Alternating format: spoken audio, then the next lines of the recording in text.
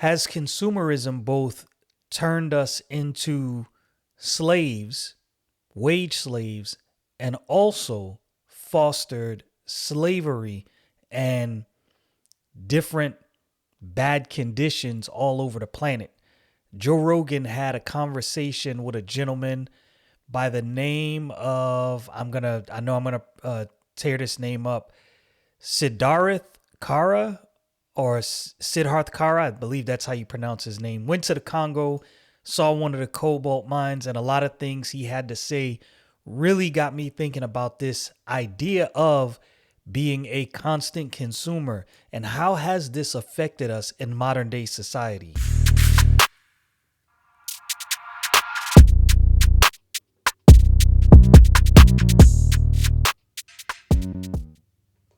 So as I said, Joe Rogan had this conversation, and the gentleman he had a conversation with was actually able to visit one of these cobalt mines in the Congo. And these mines, from what I understand, are controlled by the CCP, the Chinese Communist Party. Now, this got me thinking about several things. One of the things it got me thinking about is this idea of being a constant consumer. There was a time where I would buy every new iPhone that came out just because I could. Go in, trade in one iPhone, get another iPhone. Really, it was excess because there was no reason. There was no need for me to get a new phone. I just got one because, well, just because. Now, thankfully, I'm beginning to break away from this constant consumerism mentality, but it's something that I think many of us have. And it's starting to make me think that this was all orchestrated. This is not a new idea, and people have said this before. It wasn't something that I necessarily gave much thought, if any thought to at all. And one of the reasons is I enjoy my stuff. But a lot of times we constantly throw away and buy new stuff unnecessarily. A new computer comes out. The computer you have is working perfectly fine. Like, for instance, I needed a new computer for my podcast. The one I had was literally giving me issues. It wasn't really working right. I did some repairs, swapped out the hard drive. It exceeded its lifespan.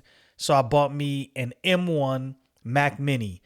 Not the most expensive Mac, but I prefer using Mac, and it works. It works incredibly good. And I bought the base model M1 Mac Mini, and it works. I cannot sing its praises enough. Now the new M2 Mac Mini comes out right now. Here's the consumerism mind state that begins to work in my head. I think to myself, oh, you know what? I need to go buy that new M2 because it's a faster processor. The memory is better. It's 6 times faster or something like that. I can't remember the exact numbers. But then when you stop and think about it, the computer I have is working perfectly fine. Does everything I need it to do.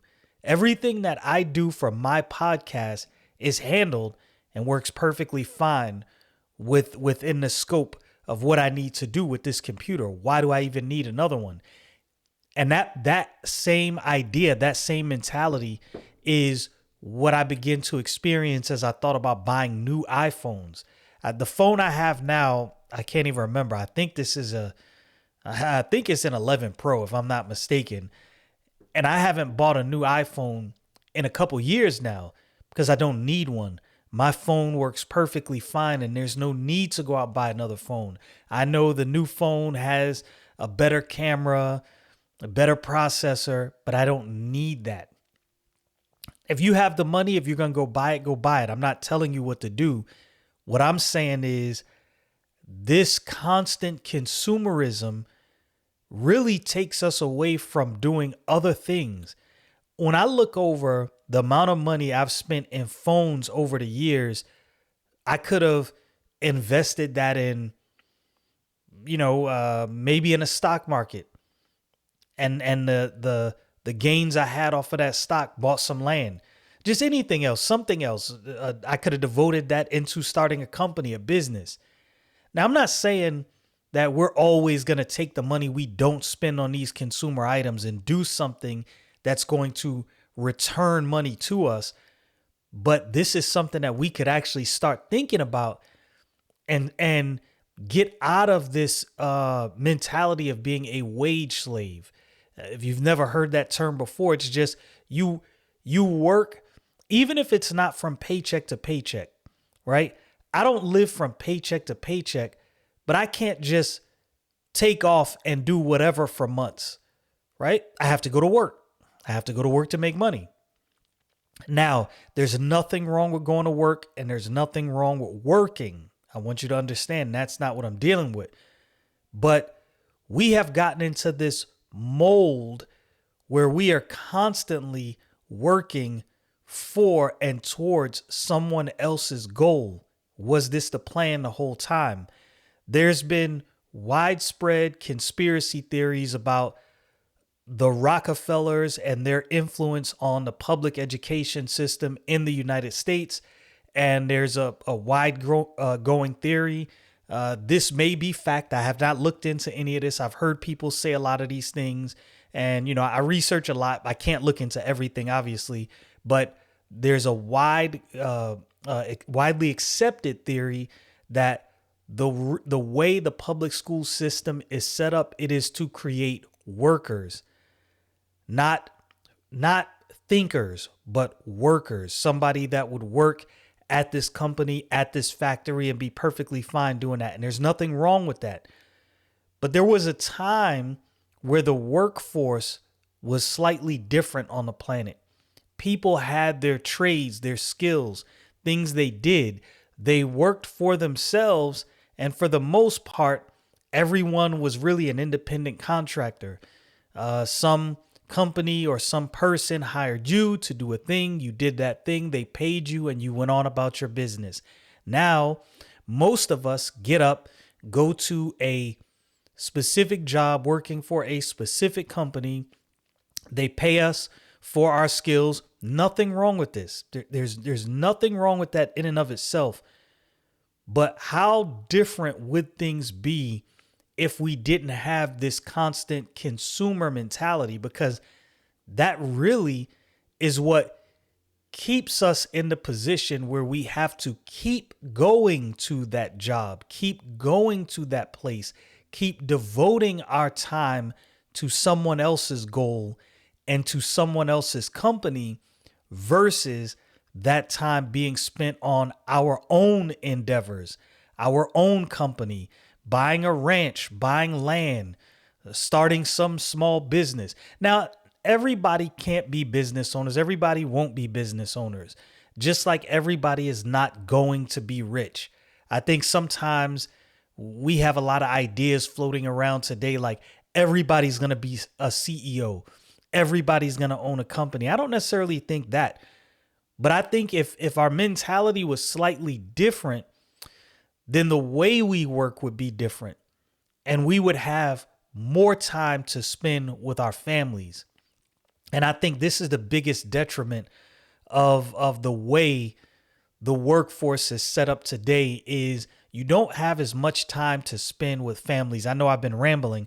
I want to read this article about this cobalt mine in the Congo because I would admonish you go listen to the Joe Rogan episode where he talked to this man, Sidrith Kara. I believe that's how you pronounce his name. I may be wrong. Anyway, let me get to this article from Epoch Times. This article was written by Brian Jung. A revealing podcast has again brought to light the problem of slavery at Chinese Communist Party owned cobalt mines in the Congo and the hypocrisy of green energy advocates. And the biggest thing about this, the biggest takeaway is, and this is something I've been thinking for a while, as it stands right now, I believe gasoline powered engines are really more environmentally friendly than electric powered using these batteries. And the reason is, hear me out. I know that sounds extreme, and when you hear it, you probably think to yourself, "Oh, that's crazy." If you look into the amount of digging you have to do to get the materials that you use in the batteries required for electric vehicles, phones, laptops, it would actually shock you. When I looked into this and I saw the amount of manpower, labor, and earth that is dug through and land that is destroyed to produce these items, man, it really made me think twice as to whether this was actually the better way. And in many ways, I see gasoline powered engines as a better way than a lot of this battery powered stuff. Anyway, back to the article. Siddharth Kara, author of Cobalt Red, How the Blood of Congo Powers Our Lives, and a visiting Harvard professor told host Joe Rogan about his research and findings after his visit to the mines in the Democratic Republic of the Congo. He explained to Rogan the brutal connection between lithium battery powered devices and their source of origin, the CCP controlled cobalt mine. Now, mind you, the CCP is I wouldn't even call it a frenemy to most Western nations. I would call it an outright enemy that's not necessarily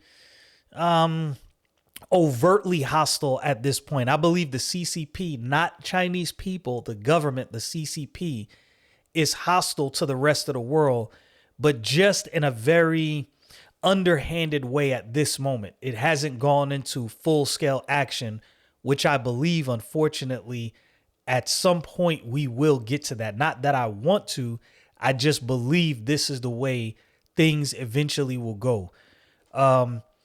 Cobalt is an essential rare earth mineral used in the manufacturing of almost all rechargeable batteries, including phones, iPads, smartwatches, laptops, and electric vehicles. Kara, who is an author and expert on modern-day slavery, human trafficking, and child labor, claimed that approximately 72% of the cobalt mined worldwide comes from the DRC. Now, think about that. That means that this phone that I hold right here in my hand, unfortunately, there was slave and child labor involved in getting me that phone. Now, I'm not going to sit here and tell you I have all the answers. I'm not going to tell you throw your phone away and don't use it. That's not what I'm going to say. Take whatever measures and whatever precautions you see necessary. This is not a virtue signal to tell you what you should or shouldn't do, but I think we should be aware of what's happening.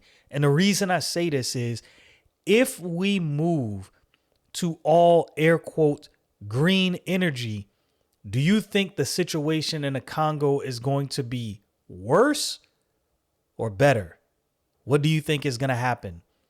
Because this is going to force the output of cobalt required for all of this green energy is going to be a lot more. This is one of those things that because we don't see the full process, we don't know what all goes into making these batteries in our phones and in our laptops and in our cars and in other devices, cameras, etc.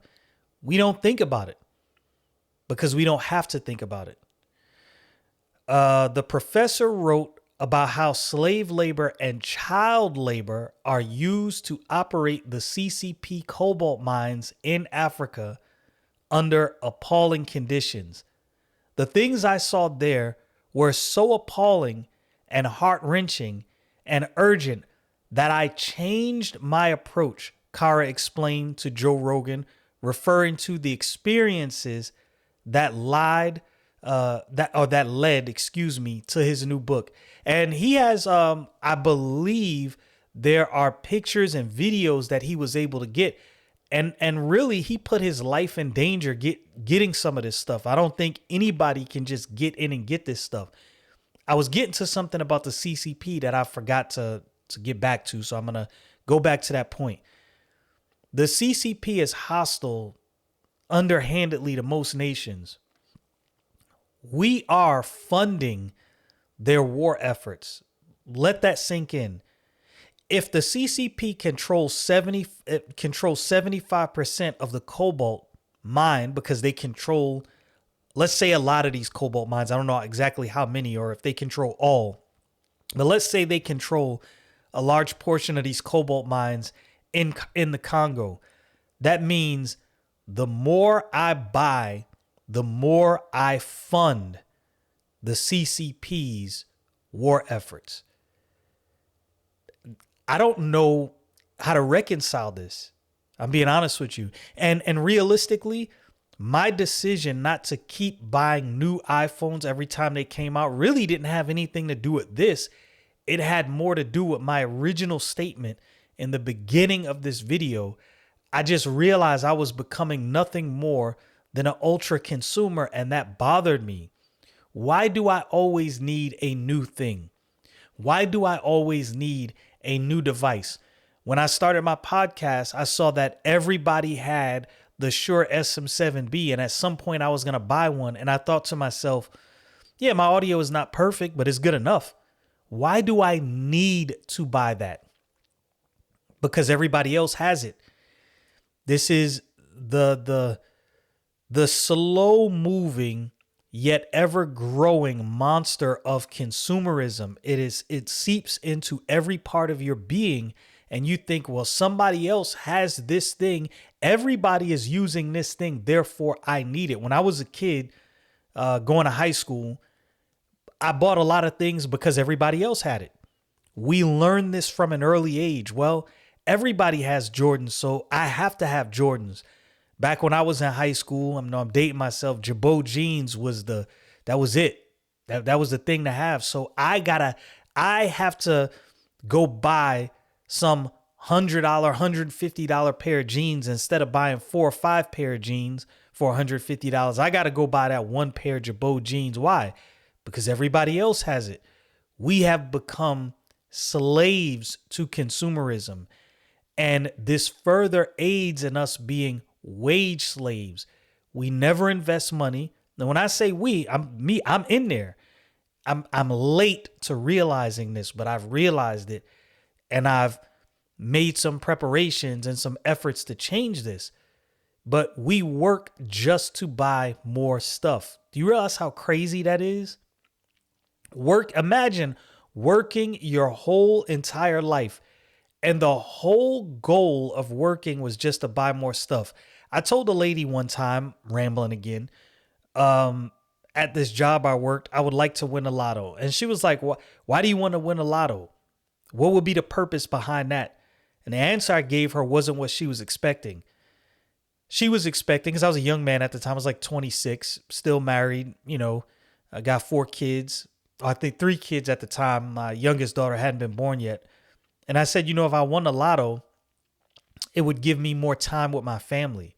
She was shocked when I said that. That was the beginning stages of me figuring this thing out. Like, money doesn't purchase happiness. I serve God, not money.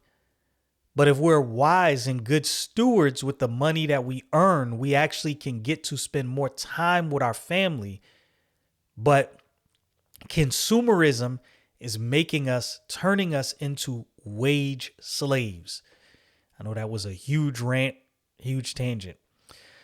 Kara called out the Green Movement over their claims they are fighting to save the planet by forcing the planet to drive electric vehicles, which he found hypocritical in the light of the associated human rights violations. Throughout the whole history of slavery, never in human history has there been more suffering that generated more profit and was linked to the lives of more people in the world than what is happening in the Congo right now, Kara said. That's like that.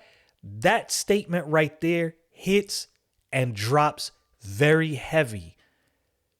I would admonish you, go to this article and read it. It's pretty good. Cobalt is in every single lithium rechargeable battery manufactured in the world today. Every smartphone, every tablet, every laptop, and crucially, every electric vehicle. That means every electric vehicle on the road, at some point, what's going into that vehicle more than likely came out of the Congo. If the Congo is 75% of the world's cobalt production, then it's safe to say that if you're driving an electric vehicle or you have a phone or you have a smartwatch or a laptop, that item, part of that item, probably came from slave and child labor. It's really hard to think about. Like I said, I don't have all the answers, and I'm not telling you I have all the answers. He said that most consumers are unaware of the horrific abuses associated with cobalt mining, the cobalt mining industry, which is the prime source of the gadgets that are used in their everyday lives. Most of us don't pay attention. Keep it real. Who's paying attention to the entire supply chain and what it goes into making the items you use every day? I'm not. I don't think any of us are, but this is one that we should probably be very familiar with. The professor implicated big tech manufacturers like Tesla, Apple, and Samsung for continuing to do business with the CCP despite fully knowing the damaging origins of their lithium battery supply chain. And here is the conundrum I think some of these companies are in. The devices they use and have use cobalt. They need it for their batteries.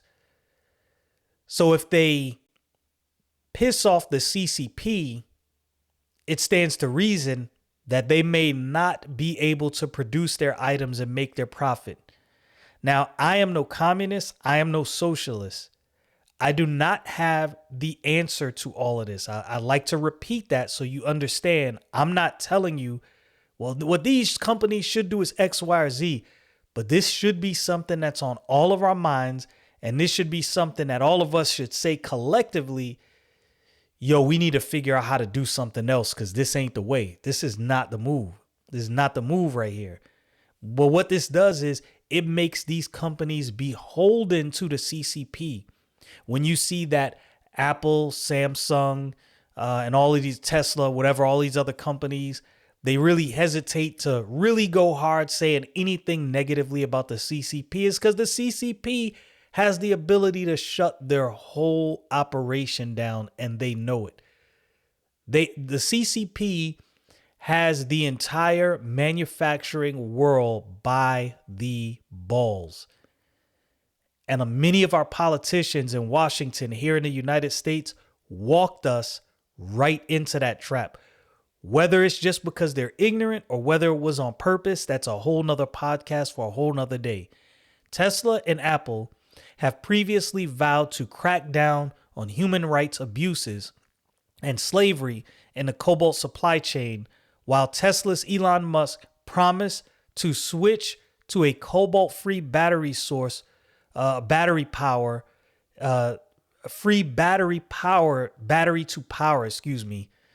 his electric cars. I don't know when or how this is going to happen. I don't know exactly what he's going to do to rectify that situation, what he plans to do, or how in his mind he believes this is going to be fixed. Elon Musk is a very smart man, but again, I don't know how this is solved. I don't know what you do about this thing right here.